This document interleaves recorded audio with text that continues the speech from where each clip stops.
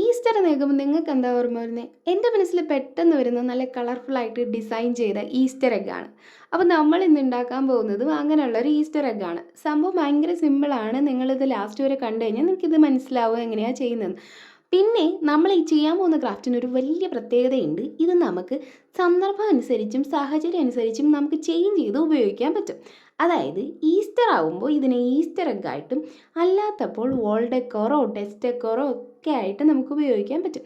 ഇതിൽ ഞാനൊരു ബണ്ണിയുടെ ഫീസുള്ള ഒരു എഗ്ഗ് കാണിച്ചിട്ടുണ്ടായിരുന്നു. അത് നമുക്കൊരു സ്റ്റാൻഡൂടെ ഫിറ്റ് ചെയ്ത് കഴിഞ്ഞാൽ നമ്മുടെ ഡെസ്ക് ഡെക്കോറായിട്ട് യൂസ് ചെയ്യാൻ പറ്റും. അതുപോലെ വേറൊരെണ്ണം കാണിച്ചില്ലേ, ഒരു ബോ വെച്ച് സെറ്റ് ചെയ്തത്.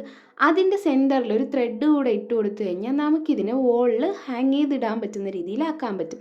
അതുകൊണ്ടാണ് ഞാൻ പറഞ്ഞത് ഇതൊരു മൾട്ടി പർപ്പസ് ആയിട്ടുള്ള ഡെക്കോറാണെന്ന്. പിന്നെ നമ്മൾ ഉണ്ടാക്കിയ എഗ്ഗൊക്കെ വെക്കാൻ വേണ്ടിയിട്ട് നമ്മൾ പേപ്പറിൽ തന്നെ ഒരു ചെറിയ പ്ലേറ്റ് കൂടെ സെറ്റാക്കി എടുത്തിട്ടുണ്ട്. എന്നിട്ട് അതിലേക്ക് നമ്മുടെ എഗ്ഗും കൂടെ അറേഞ്ച് ചെയ്ത് കൊടുത്തു കഴിഞ്ഞാൽ നമ്മുടെ ഈസ്റ്റർ എഗ്ഗ് റെഡി ആയിട്ടുണ്ട്. അപ്പോൾ വീഡിയോ ഇഷ്ടം ലൈക്ക് ചെയ്യുക, ചാനലും കൂടി സബ്സ്ക്രൈബ് ചെയ്ത് സപ്പോർട്ട് ചെയ്യുക.